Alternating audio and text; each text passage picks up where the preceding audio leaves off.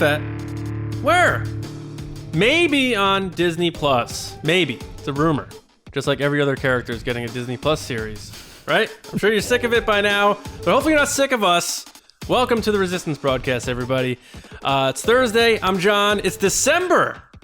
Crazy. It's December in 2020, the longest year in the history of our planet Earth here in the Milky Way galaxy. But we're going to take you to another galaxy. James and Lacey with me as always. We're going to be talking about Star Wars, and yeah, we're going to be talking about Boba Fett and a little bit about what they can do with the character now that he's back in business. So how you guys doing? What is the dealio? When you first heard about the Boba Fett rumor, what was the first thing that popped in your head? Not real. I mean, that's fair. I don't know. I think you're right. You already nailed it, right? It's like you hear it and it's like, okay. I think everybody's kind of in that we'll see, right? I don't know that anybody's like, yes, finally confirmed, right? Or whatever, but it is what it is, right? Yeah, my initial thought was there are so many other characters that I'd prefer to have a series than Boba Fett, so that's kind of where I was at. Yeah, that's fair. And we're not the biggest Fett fans as a collective on the podcast, I don't think. But he's all right. Yeah. He's not my favorite character. Yeah, he's a little overrated. But I'd be down to see what they do with him if they're able to kind of really get into humanizing him a bit and seeing where they go with that. Because I'll admit, I think we were all pretty interested when we saw him pop up in The Mandalorian in a Tusken Raider outfit, and no helmet, all scarred up, and see what they can do with him there. But I don't know. But yeah, we'll get to that later, of course. We have the Mando fan show coming back tomorrow. We're going to be talking about Chapter 14. Chapter 14! That means there's only 2 more after tomorrow. I can't believe it. We're going to be joined by Jeff Lowe from Lights Camera Barstool. It'll be his 3rd time with us. I think he did TRB once, Mando Fan Show once, and now he's rounding out his trilogy with us. So we're excited to hang out with Jeff tomorrow night. Before we get into Will of the Force, coffee from TRB to your hearts via weirdbrothers.com. We do have a brew. If you want to pick it up, go to weirdbrothers.com, look up the Resistance brew, pick up a bag. It's delicious. And enjoy yourself some good coffee. And you'll be supporting a local business down in Virginia and also your friends here at TRB. All right, James, Will of the Force is the name of the game. What's the dealio? I said dealio twice already. That's enough. What's going on? 2 times. Yeah. I fear nothing, for all this as the Force wills it. All right, guys, if you want to support the podcast, Resistance Broadcast, you need to head over to patreon.com/Resistance Broadcast. If you join at the $5 level, which is our major level, and up, you can submit topics for this particular segment. Before we get into Will of the Force, though, we want to give a shout out to all of our Patreon generals, and those people are Carmelo, Andrew Staley, Jeremy Myers, Neil Shaw, David Probus, John Reese, Micah Harrison, Michael Gaines, Jetta Rosewater, Bethany, Russ Harbison, Kendall Gellner, and Paul Olson. Thank you guys so much for being generals. Thank you for helping keep the show going, right? And speaking of show, let's get back to it. Will the Force this week is going to be an all Resistance officer episode. So we're going to kick it off right here with Commander Kyle Baker. And Kyle wanted to know, will the Mandalorians start to shift our view of the armor to see her as a villain? Lacey, are we going to start seeing the armor as a villain? Hey, Kyle. So this question is a good question, Kyle. It's a little tricky because it depends on the motive of the armorer. Like if she's still alive, which I hope she is, and we see her again, which I hope we do, it really depends if she was doing what she thought was right based on what someone told her, or if she was the one that decided that they can't take their helmets off and they can't do all these things and they have to be this way, compared to what we learned obviously with the Bo-Katan people where they were like, you could take your helmet off, man. It's okay. Like, don't worry about it. It's really okay. Not a big deal. So it kind of depends on that. So I think we could see her being the villain in the sense of he's lost out on a lot of experiences and a lot of interactions and relationships with people based on the fact that he hasn't been able to take his helmet off. So that alone, like, she's already, and the clan itself has already closed him off to a lot of people, because we as humans connect via our face, our eyes, our facial features, our reactions to each other. So yeah, I think they could, but not at the level, obviously, of a Moff Gideon. Sure, yeah. John, what do you think about the armor potentially becoming kind of an antagonist in the show? I think we will. I think there's a reason they've been gone. I think they want us, by the visual of where they were, their hideout, or headquarters, whatever they called it. They wanted to make it seem like it got cleaned out, like by other people, and they got either killed or they had to run off. But it's possible they just picked up and left and said, hey, we're going to forget that guy who took that kid and got us in all this trouble. We're going to go relocate and whatever. So I think we may start off where her and that crew, the new This Is the Way group, are antagonists. But either at the end of this season or next season, they'll be battling the two different factions of Mandalorians on which is the way. But then ultimately they'll all unite, like X-Men United, to take on Moff Gideon and the bigger problem, the bigger threat. So initially I'll say yes as my short answer, but I think it'll wind up being a let's come together type of thing. Yeah, I don't think so. I'm kind of a little bit surprised to hear the question, because I took the armor as someone who was kind of a leader, or someone who's a little bit more aware of like the outside picture that she's kind of just showing these people. And I think that their entire group was very open to the Mandalorian when he did his thing in the first place. He's like, you're not supposed to do what he did, but he did it anyway. And they said, we get you. We're here with you. We're part of a group. We move the same as you do. So his exposure to new ideas and a new way of being, they were open to that, and they saw themselves as kind of a family that moves in that direction. When I did see the question, though, I thought, well, she's got the horns. Like, maybe she was like, her history is being one of the like Mandalorians or whatever, and that could definitely clash with Bo-Katan and stuff. But I still think the end, the V word here is a little harsh. I don't think they're ever going to make that character a villain or this sort of crazy faction they have to fight against. I think that at the whole, that's his family. So I don't know. Yeah. A little bit of a different opinion, but it could go any way, right? Yes. Next up here is Commander Michael Harrell, and Michael has a question for us. He wants to know, will Han and Chewie show up in The Mandalorian, possibly at Maz's castle? That would be interesting. John, what do you think? No,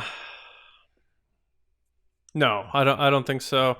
My whole adage, as you know by now, is they don't like to do post recasting in Star Wars. So wherever Harrison Ford began as Han, he will forever be Han Solo from that point forward. They'll go back and do recasting with younger folks like Alden Ehrenreich, Ewan McGregor, but they'll never cross that plane. Until they do it, I don't think they will. So I don't think we're going to see Alden Ehrenreich showing up in a post-Harrison Ford timeline of Han Solo. And I don't think they're going to recast Han Solo again with someone else. Like, let's get someone older now. It's messy. They're not going to sandwich in Harrison Ford time with another actor, the bottom line. So we're not going to see Han and Chewie there, but hopefully, obviously, make Solo 2 happen. We see follow-up to Solo. Yeah. Lacey, what do you think on this one? I agree. I think that, first of all, hi, Michael. You're a newer commander, so welcome to the community. We're excited to have you. I agree with John that they're never going to cross that point when Harrison was Han Solo with another actor. I just think it's like one of those things like, we're not going to touch that. Like, no one would want to, and why should you? That story's already happening. So then this wouldn't make sense. Long story short. So no, this will not happen because there's no way that they're gonna tell that tale after Return of the Jedi with an actor that's not Harrison Ford, and obviously Harrison Ford, unfortunately, can't play that role right now. So yeah, he could with a wig, but he could do a lot of things, but that'd be stretching it. Yeah. Okay. Well, I'm gonna agree with both of you guys for the same points that you guys already said. I think it would be a little weird because of who they would have to cast. So can I do a quick, like, throw it back at you guys just real quick? If you had to do it, like you were hired and you had to do it, what do? Do you try to like hide his face, Solo's face, hide him in the background? Do you go ahead and bring in Alden? Do you recast and bring in someone who could match Harrison a little better? What are your thoughts? Lacey, I'll bounce back at you first. It depends what the role is. Is it just him in the background somewhere? Then you can use anybody and just kind of blur him out. But you would know and see Chewie. Like, you don't have to hide Chewie. But if you're going to interact with him where he's talking, then you're going to have to use Alden. It's like, why would you use a third actor when you already have Han Solo standing there? That's you have me thinking now, because you can still sell me Harrison Ford's voice. So you could show Chewie at the foot of the Falcon ramp, and they're talking to him, and you hear like Han from inside the Falcon like, Chewie, let's get out of here. And then he just is like, oh, okay. And he gets in and they leave. Yeah. That's the only way. That's the only way. I mean, that's like the Emperor thing that I had said originally with Rise of Skywalker, where they show his back but not his face type thing. It's like, you can do those tricky filmmaking things, but I mean, at the end of the day, you know it's not going to be Harrison Ford. So it's like like the whole Luke thing that we've been discussing. Like, will Luke show up? How much money do you think it would take Harrison Ford to do some ADR voice acting for a Mando spot?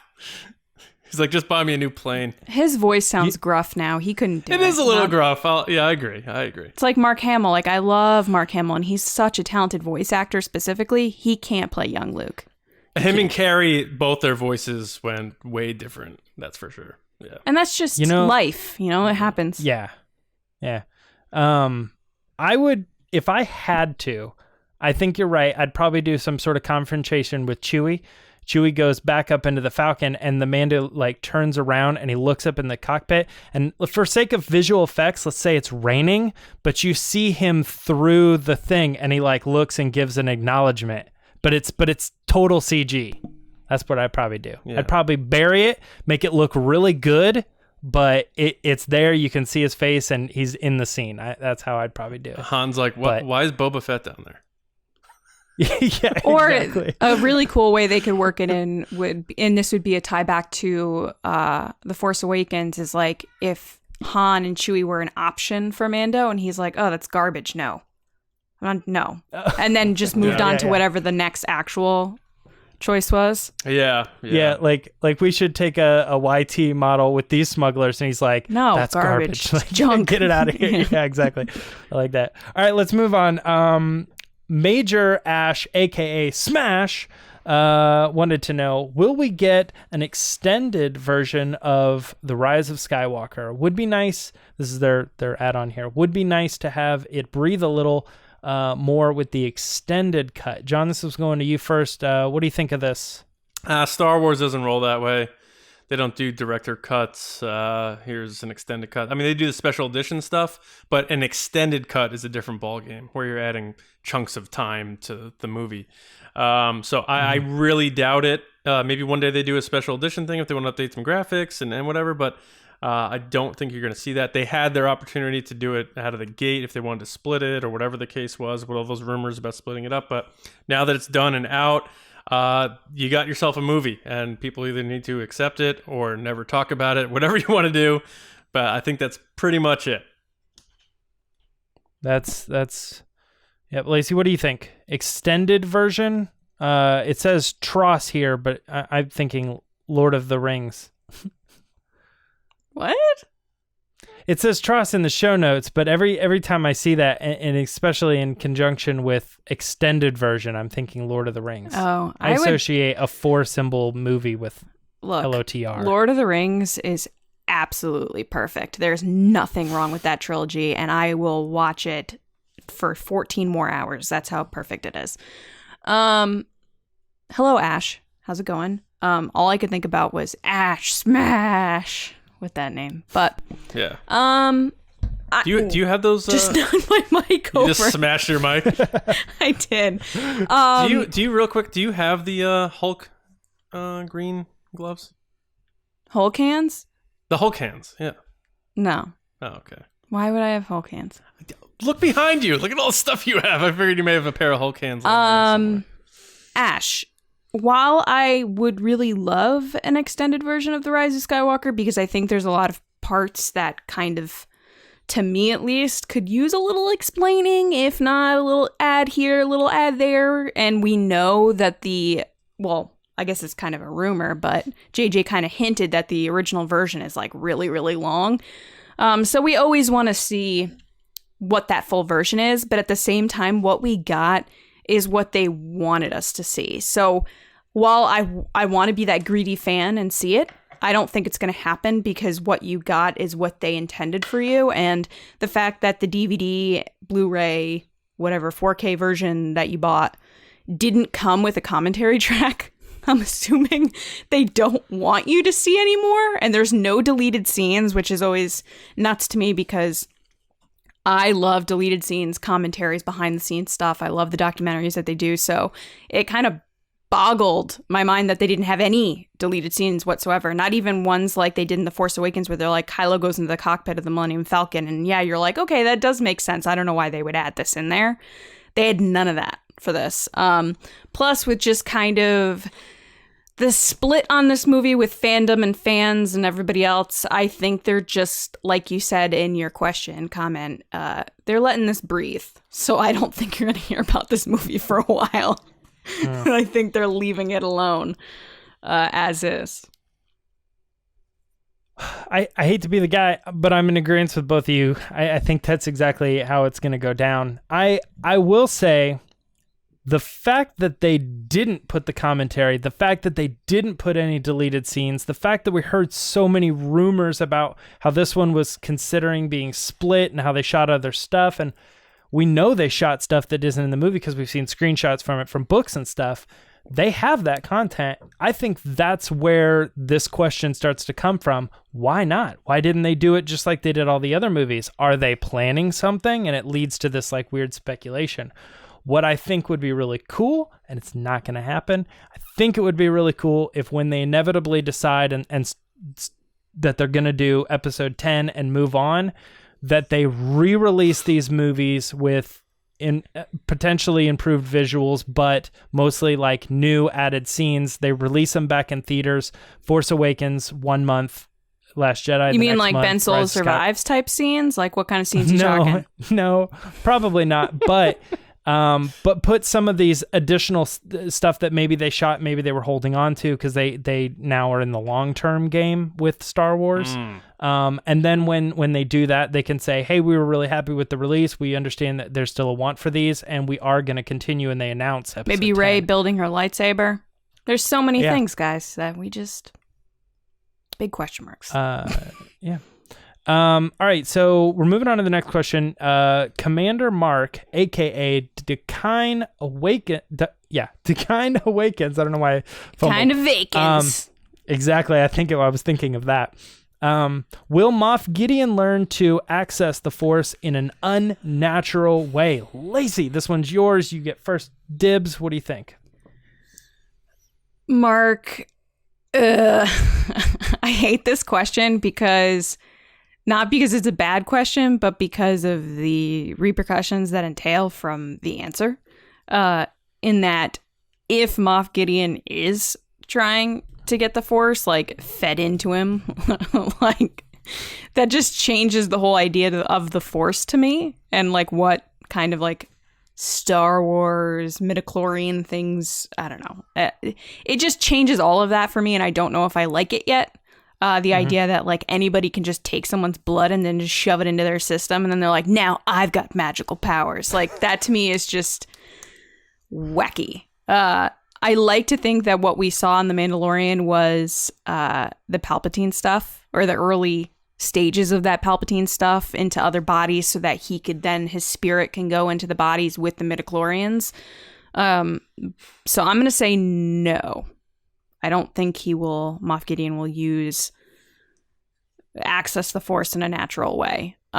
himself. Now, if we're talking like for Palpatine, or maybe he's like using this type of blood in the Dark Troopers like we saw kind of in the last episode, then which now we've seen another episode at this point, so this answer might be null and void. Yeah, I don't think he himself is going to use it, is my answer. All right, John, what do you think? Does that make sense? Well, some guy once told me that the dark side of the Force is a pathway to many abilities some consider to be unnatural.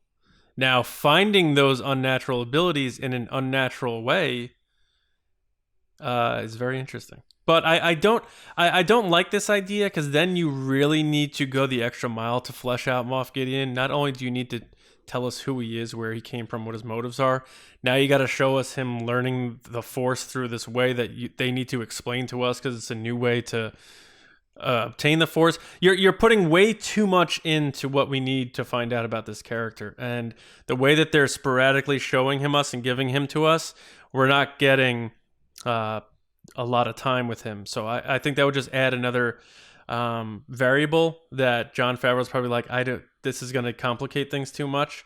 So I don't think they're going to do that for that reason, especially with how serialized this show tends to be, even though it builds up to something at the end of every season, it seems. But so I don't think so. Whether he uses the Force or not, we'll see. But I think it's going to be one of those things that's already realized, and we don't need some kind of understanding of how he does what he does in that realm. Side note, I saw online that someone said that the kid that got his cookie stolen was like the future Star Wars villain, and that was going to be his like breaking point, that like it would be his like evil monologue, like, back in the day you stole my... I forget who said it, so I apologize if you're listening. That's pretty I give funny. you full credit. But I did laugh out loud when I saw that tweet. I was like, oh my god, that's so funny. Who's the Incredibles kid? Yes, that guy. Oh, with the red hair. Spyro or Gyro or... No, it was Incrediboy, and then someone's shouting right now. Someone's so mad. But then he later becomes... Well, I know he was voiced by Jason Lee. I know that. Big Right. Jason Lee guy.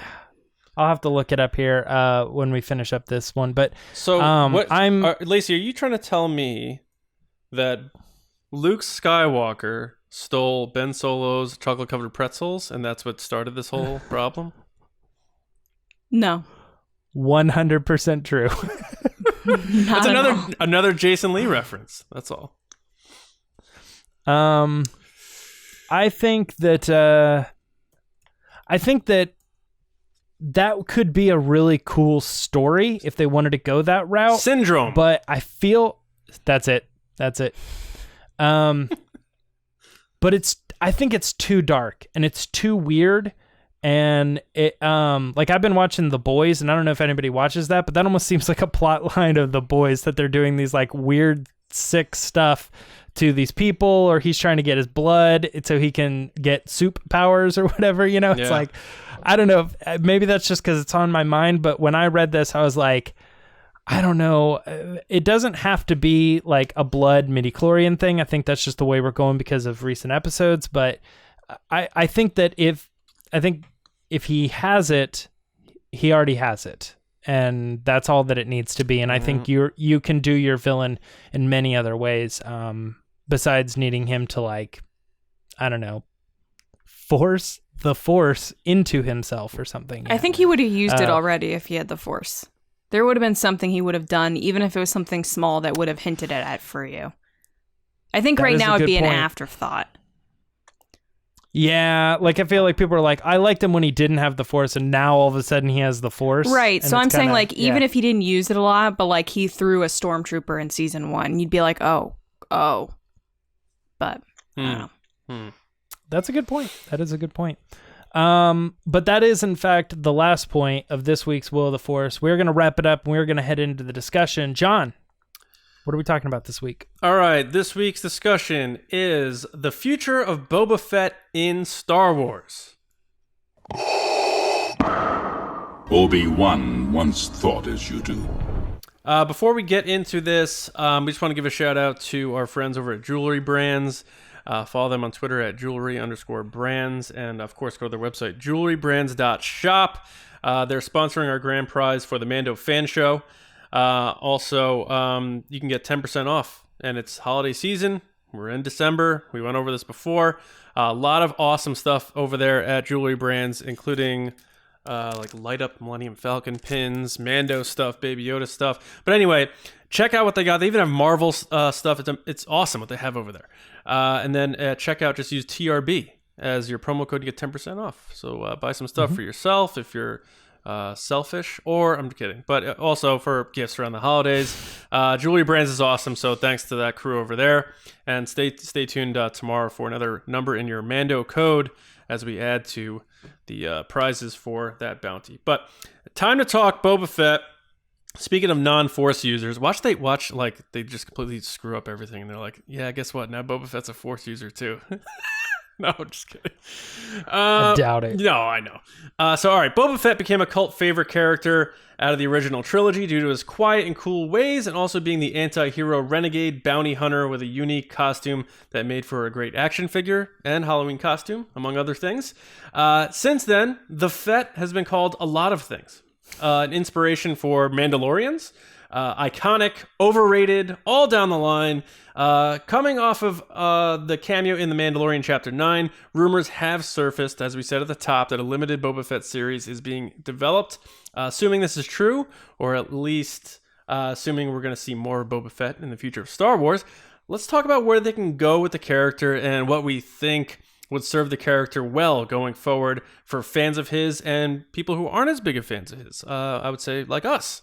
So I'll start things off. I make fun of Boba Fett a lot because I do think he's overrated. I think he's one of those things that people latched onto because they could say that was their character because everyone liked Darth Vader or everyone liked Luke. They're like, no, I like that guy. I like that guy for some reason. And I get that. If kids growing up see Empire Strikes Back, he is pretty cool looking.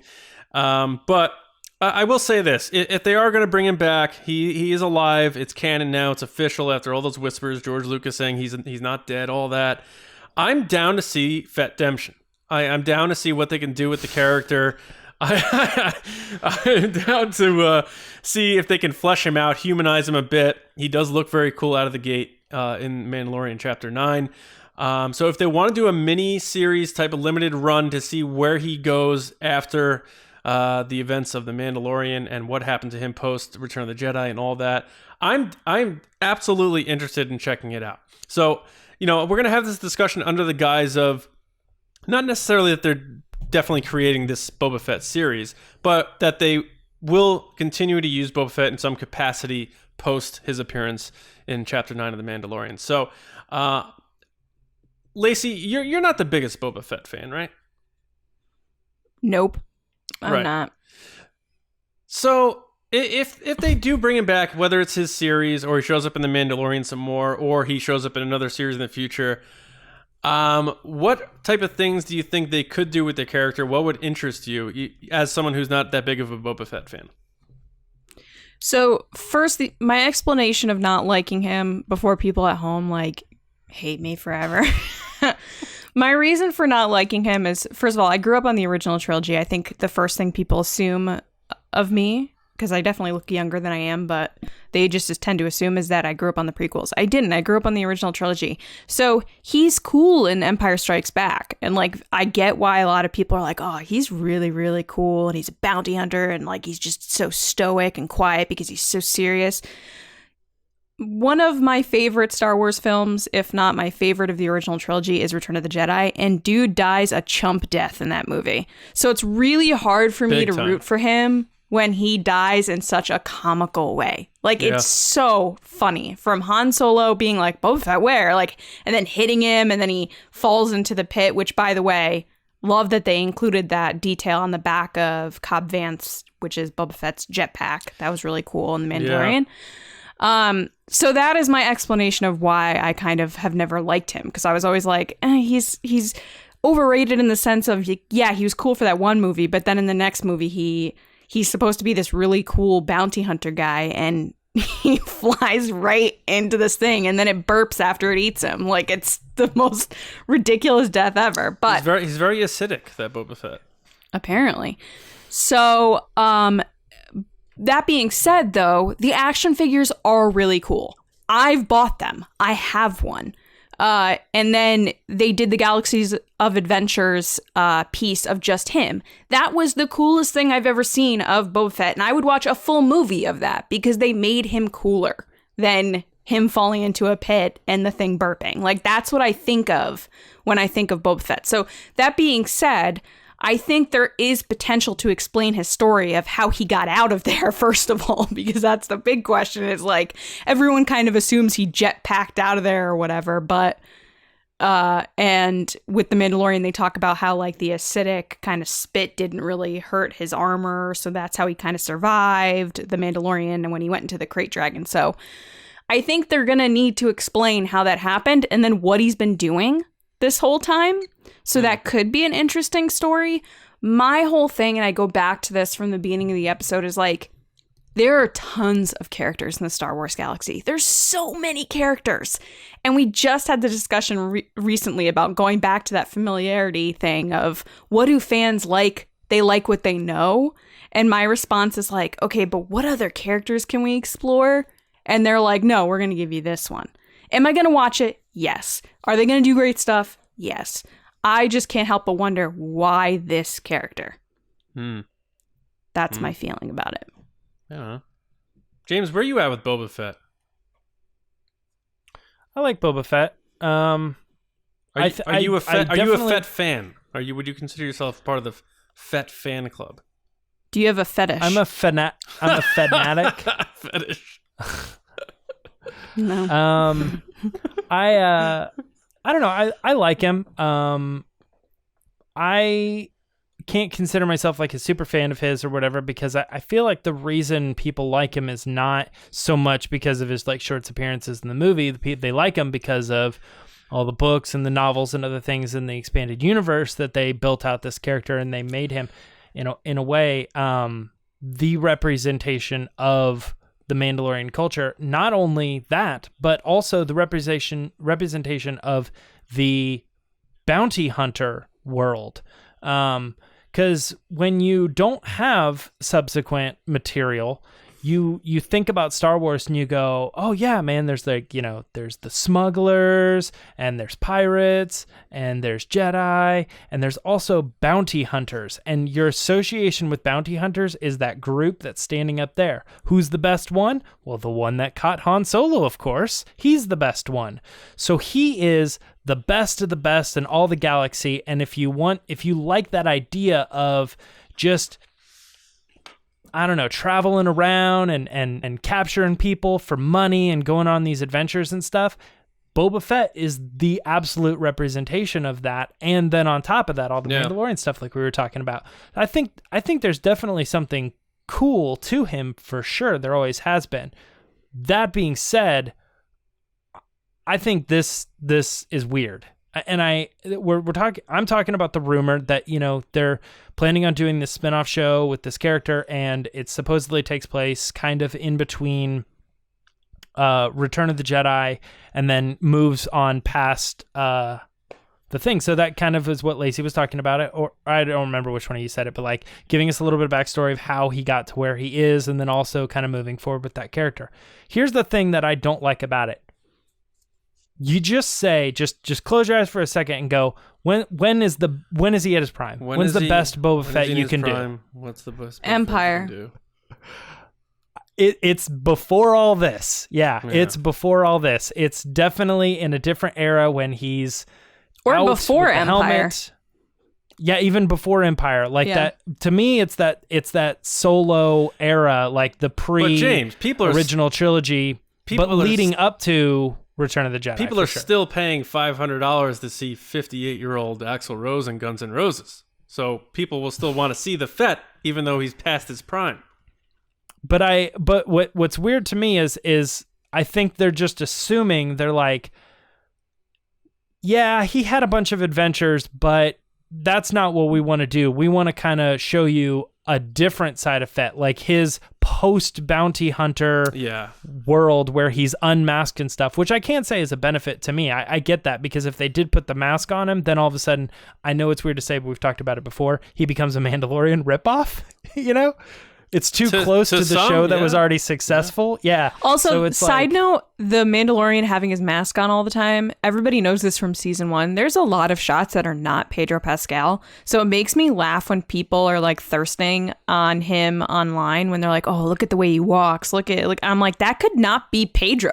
That could be completely someone else. Brendan Wayne's like, I mean, I'm sure he has a great walk. In season 1, it's majority of Brendan Wayne. So when you use gifs from that, just remember it's give credit where credit's due. Yeah. Fair. No, I mean, but you guys get where I'm going with this. It's like, hey, we're gonna give you Boba Fett, not the Boba Fett you would think, not the ideal jetpack toting, bounty hunting, mask wearing, working for Jabba Boba Fett. This is the post. I need to change my game up, Boba Fett. We really don't know a lot about this character as of now. We just know that he's not doing that. He hasn't had the armor for a long time. He doesn't wear the mask. You make a good point. He looks like he's been on Tatooine for a good time. You make a good point about some people would see it as a ripoff of The Mandalorian, which is especially funny. People that don't know Star Wars but only know The Mandalorian. Right. There are a lot of people that only know The Mandalorian. It's flipped in those eyes for sure.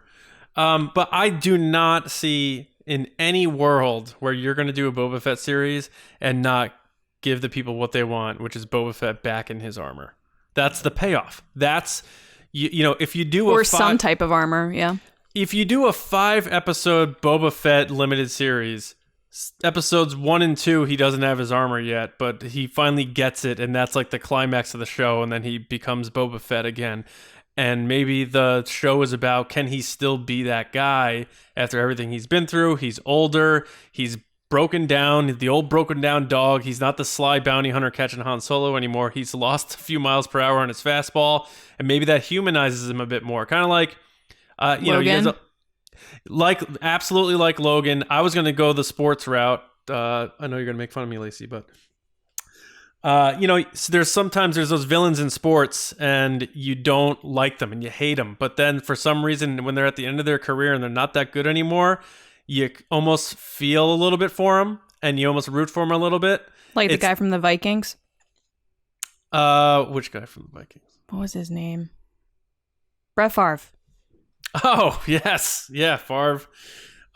There's a lot of... That's weird. I didn't know he even played for the Vikings. He actually did really well for them. He went 13-3 that one year. I only know him as the Packers But, guy, people right? who didn't like Michael Jordan and he comes back, they're like, oh, now I want to see Michael Jordan do well. Or, race car drivers like Andrew would know great job on the pod race, by the way, on Monday, Andrew.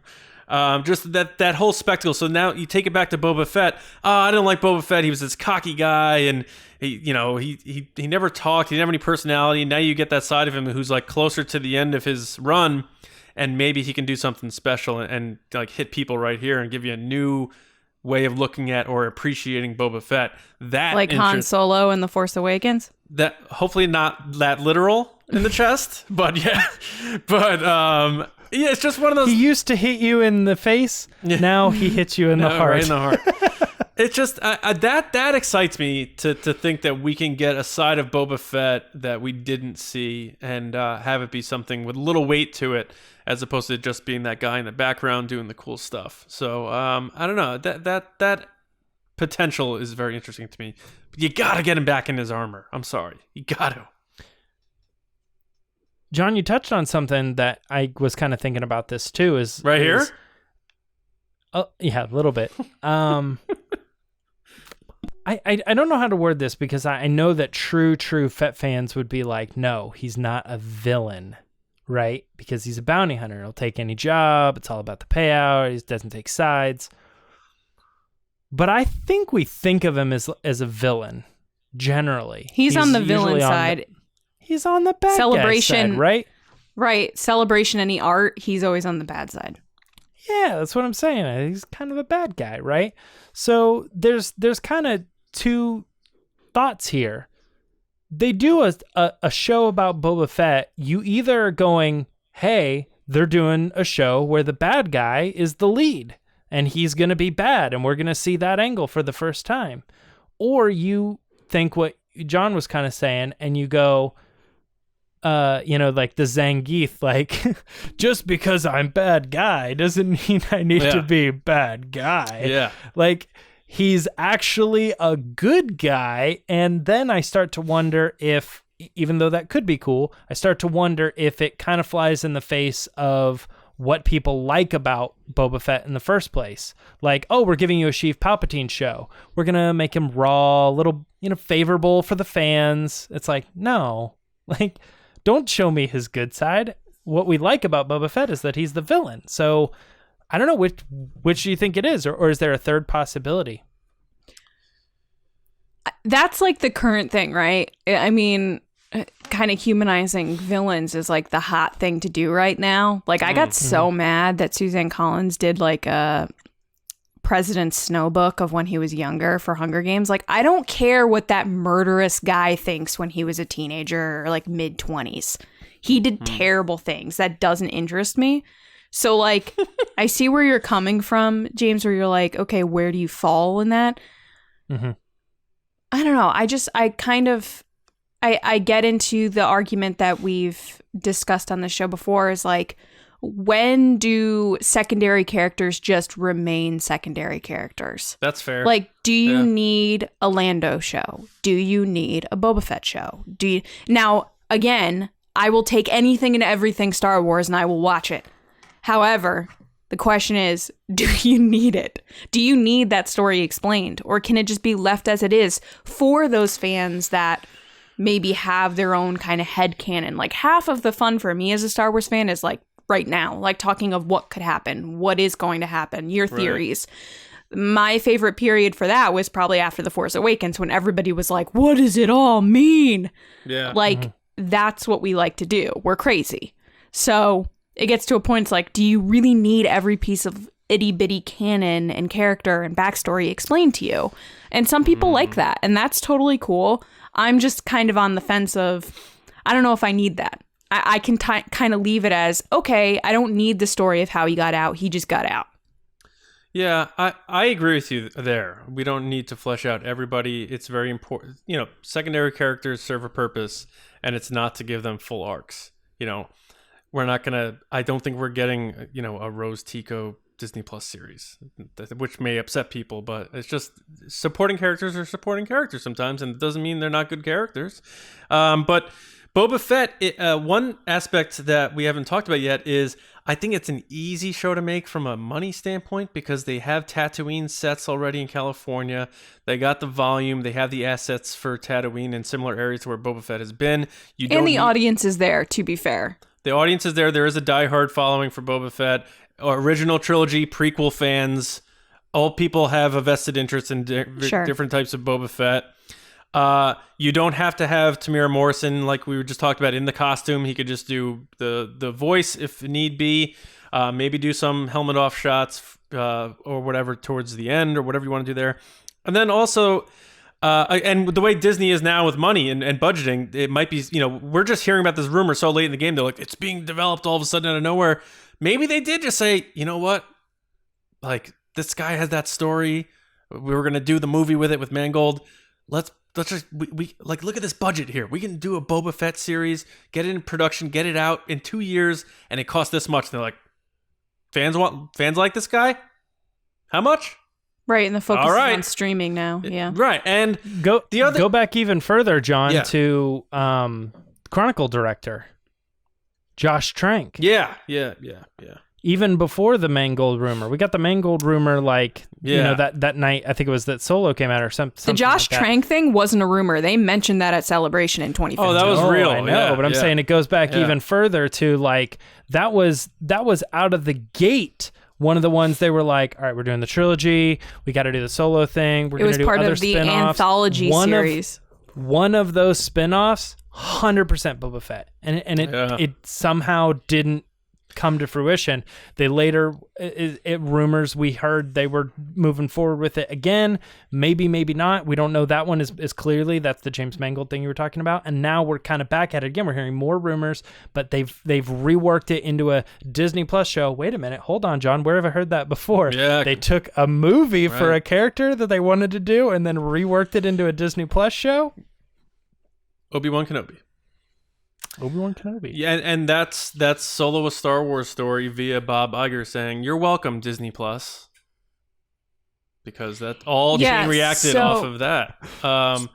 I remember Celebration 2015 for the Rogue One panel. They mentioned the Josh Trank thing during the panel. They were like, "Oh, we're working on an anthology series and blah blah blah," and it was so casual back then. I love how 2015 was like the year of like telling everybody everything. Yeah.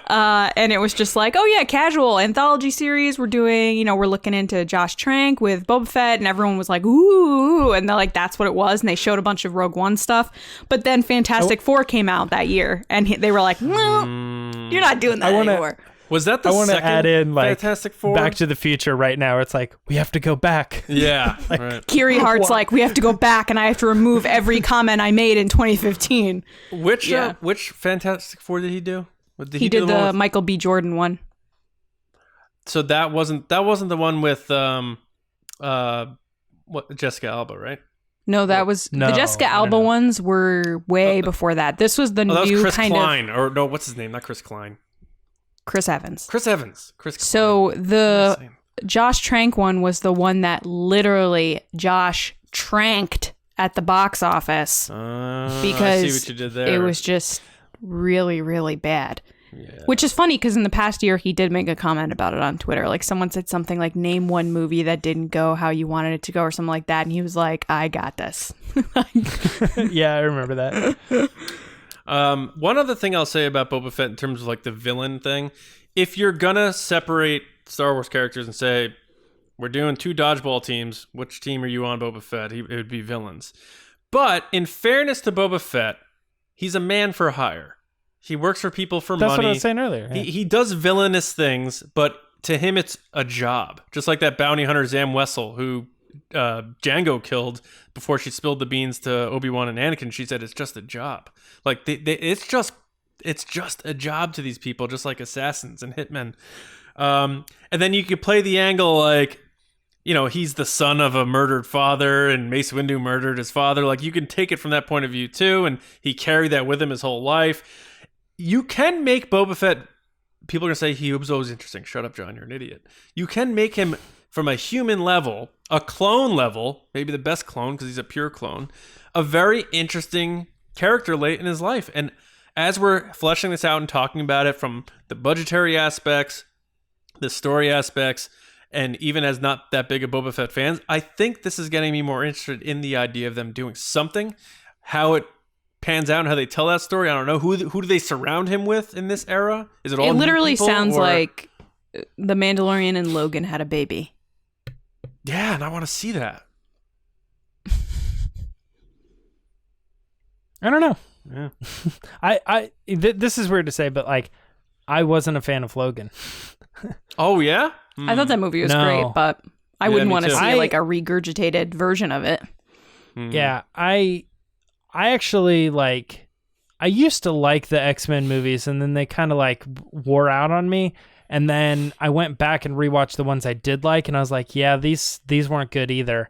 And I know that everybody tends to say, yeah, we get it for these movies and stuff, but Logan's really good. And I'm like, no, I mean, like it makes an attempt. It's better, but we're not here to talk about Logan. But it's funny when people do that, when they go, you know what I want to see? I want to see Star Wars take that Logan approach. And I'm like, And can we be fair? In fairness to Logan, I love Logan. Mangold's great. I mean, Logan is a True Grit ripoff. If we want to keep going, like this was like this and this was like that, like True Grit is like the old West, like when John Wayne was like an old man still doing westerns. Like that's what that's based on.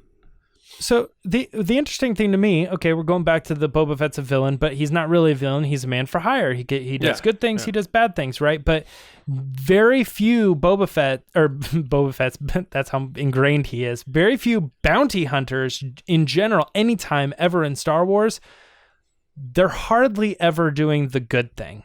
Like I find it very rare. In fact, I can't even come up with anything on the top of my head that it was like a bounty hunter that was very specifically hired to do something good, really. Because the money isn't ever for good stuff. Yeah. You got to follow the money. The money's never good people paying for things to happen. It's always the hard jobs. Yeah, that's a good point. So the examples that I could potentially think of is like, oh, he was hired to do a bad thing, but then he saw that it was bad, and the job kind of was like, no, this is for evil. I don't want to do it, and I'm backing out of it. But that's Mandalorian. They gave us that. He didn't want to kill the child, and I don't know what he wants to do with it, hanging on his wall, eat it, whatever. And it was very like, bounty hunter is bad, and I'm not going to be bad, so therefore I'm moving away from that culture. And the other example of that is the whole like Seventh Samurai episode where there's good people being traumatized and they hire the bounty hunter to save or help them. But again, that's an overuse thing, and it's also been done in this. If there was one other example anywhere else, that's the other one I could think of from Clone Wars, but it's the same story, right? Bounty hunters kind of saw that those people were getting like trampled on, so they helped them, train them, and I don't even think the village hired him though. I think they wanted to. I think he just was like, I'll do it. Like they think Cara Dune talked him into staying to help them or whatever it was, and yeah, I think it was one of those things like, we can pay you this much, and he's like, that's not enough for fuel, and then he's like, but they're like, but we need it, and then I think he like found a reason why it might be beneficial for him. He went to Cara Dune, and Cara Dune was said no, but she was only interested in doing it because the imps were there. And when he saw the kids playing with Baby Yoda, I think he took his helmet off. Remember, that was like that. Yeah, that would almost like that switch. But anyway, my point being like, if the whole side of the bounty hunter can be good thing, it feels like it's played out in Mandalorian, and on top of that, it's a Mandalorian. It's the same character, dude with the helmet. That's true, yeah. Maybe taking it off. It just feels too close to this. Yeah. And you're doing it even in the same era and tying it in with the same show. Something feels weird to me about this rumor. I like the idea of old Tamara Morrison, but I go back to that original point of mine. It's like, this feels like the wrong era of Boba Fett. If you're going to give me Boba Fett, this isn't the Boba Fett that I want. And on top of that, it feels very similar to your first successful show. So that also feels a little weird. Yeah. Did you guys watch? Lacey's right. Like, this is a time to branch away and do something different. Yeah.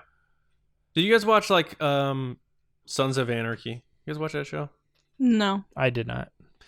It's your main protagonists are an outlaw biker gang, and they're not good people, but they're your protagonists because they're the main focus of the story. So I think you could still, if they wanted to go that route, still have him be a bad guy, but he's going against other bad people. So that's another thing to consider. If this rumor is even true, who knows? I still think they're going to use Boba Fett, whether they give him a series or not. So I guess that's the real main focus that we have here. But if we want to wrap it up, we're almost up against time anyway. So sure. Yeah. Any final thoughts, Lacey? Do you have any final thoughts on this? Do you see, like you always say, you will enjoy it when they make it because they'll make it well. You're not totally inclined on the idea, but any final thoughts on the future of Boba? Give me Boba in Solo 2. I like that. I think that would make... that's an actual story I want to see with that character. You could build up that rivalry, why they didn't like each other. I like that. Right on. James, anything else to close it out?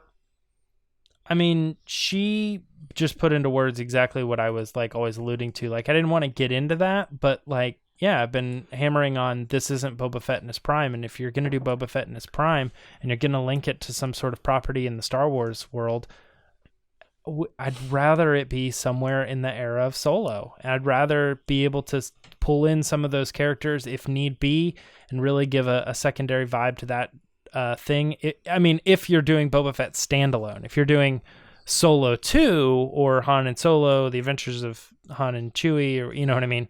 Like, yeah, then he gets pulled in there and he becomes a villain or an antagonist or someone to go up against him.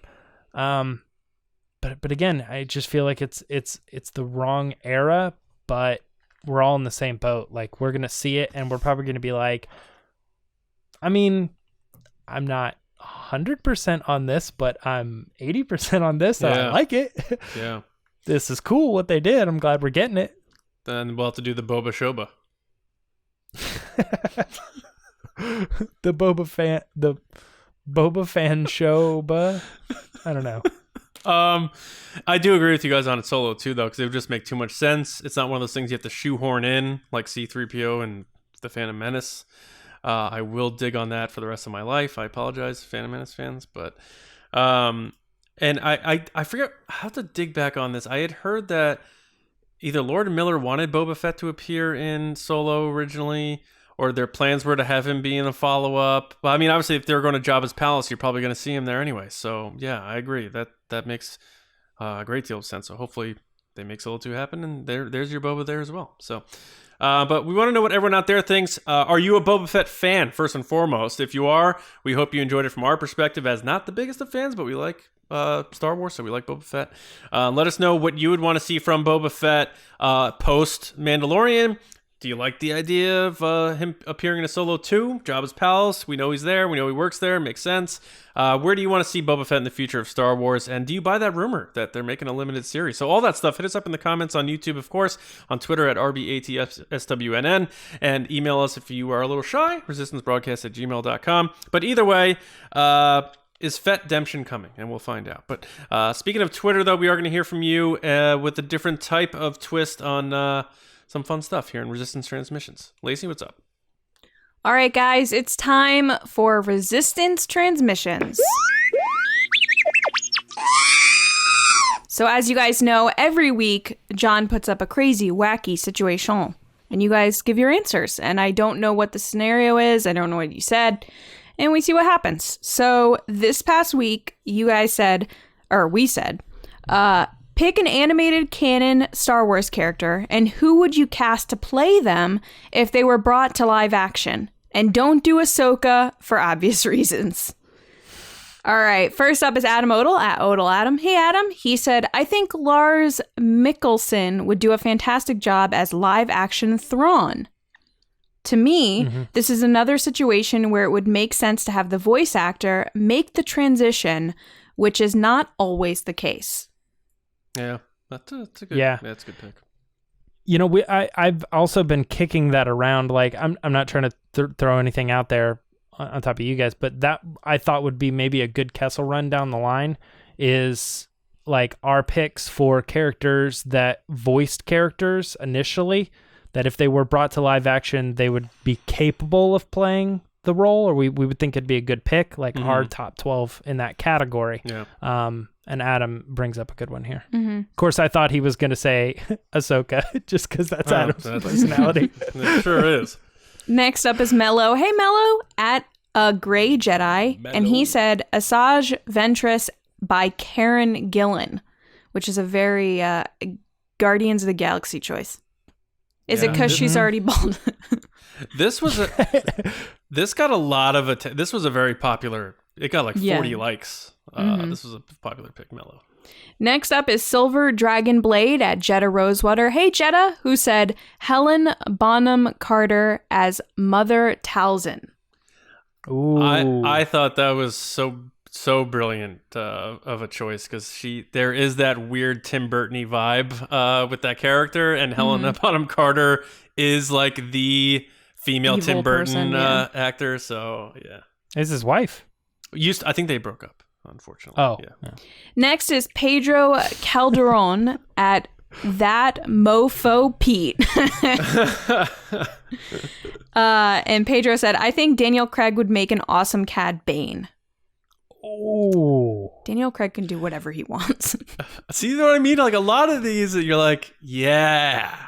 Yeah. That's weird. I wonder if there's an association there with, like, Cad Bane reminds me of James Bond. So get James Bond to play the character. Yeah. I wonder if there's like a vibe there. Well, I think that's where the Karen Gillan one came from, to me at least. I was like, okay, she was already bald for another kind of assassin-y character. Exactly. Like when you look at that character, you can kind of put a side by side by Saj Ventress and be like, it's similar enough that now I think Karen is the only one who can play that character. Yeah. Kevin Lewis at Thrawn Zon Fan said Kate Blanchett as Arinda Price. Yeah, which again is another example of this. Her in Indiana Jones and the Kingdom of the Crystal Skull is that character. Yes. So, yeah. Duchess of Darksaber Light at Darksaber Light said Kate Blanchett as Duchess Satine Kryns. Christ. Now I'm rethinking. Did I say? I thought it was Creed. I thought it was Kreese. Yeah. I'm like, I don't know what's going on. I think. We obviously did the back-to-back Kate Blanchett. That works too, though. Mm-hmm. Because a lot of people did the side-by-side with the photos, and definitely pull it off. Next is Alex Zukis at Zubaka. Hi, Alex. He said Kari Hiroyuki Tagawa as Hondo Anaka. Nice. A lot of people want to see Hondo make that jump to live action. That's one of the most popular things I see. James included. Yeah. The thing about his voice is he's such a famous voice. Jim Cummings. Yeah. Yeah, I mean, he's done like everybody. So when I hear Hondo now, it's funny because I can pick out all of his voices. I'm like, I hear Tigger in these characters. You know what I mean? And he blends together in such an interesting way that it would be odd to do anybody but him. But also, I think he physically doesn't match the character or anything. So it's weird. Yeah. Next up is Rebel Scum Texan at Rebel Scum Texan, who said Ian McKellen as the father, Scarlett Johansson as the daughter, and Sam Witwer as the son. How good is that? Sam Witwer, again, another one. He can do whatever he wants. Yeah. What's the best one and the worst one? Because to me, I love all three. But I think Scarlett Johansson's probably the weakest out of I don't them. like Scarlett Johansson. I would pick her there. I like her. I don't like her as this. Yeah, correct. Yeah. Sam Witwer, though, like, I think it's just his vibe, his personality that seems to also fit that son character, too. And Ian McKellen in Star Wars as the father, forget about it. Next is A Larger View of the Force at A Larger View Pod. How's it going, guys? And they said if Tia Sakar's off the table, parenthesis, just make things a little interesting, then Karen Fukuhara as Sabine.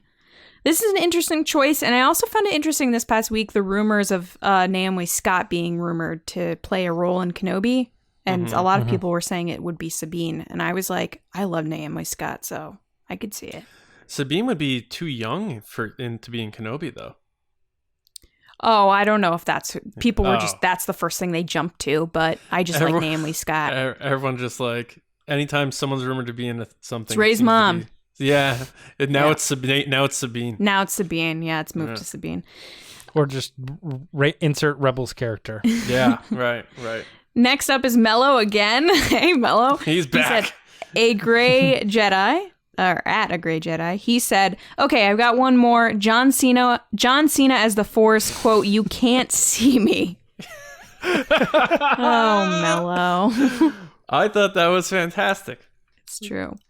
And last but not least is Christopher Sean at Christopher Sean. I wonder who that could be. Way to get your handle. Way to go, Christopher Sean. And he said, can I say me as Kaz from Resistance? Christopher Sean, you could say whatever you want. Absolutely.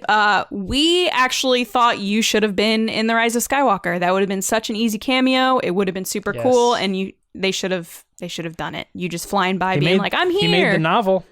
I know. Like, why not just have that shot of him in the cockpit just being like, we're here, yay. And you know what? He was there, guys. Another cameo he should make. It's right here on TRB. Is on the show. I thought you were going to say hanging out at my house. Anytime, I Christopher. thought you were going to say the app cameo.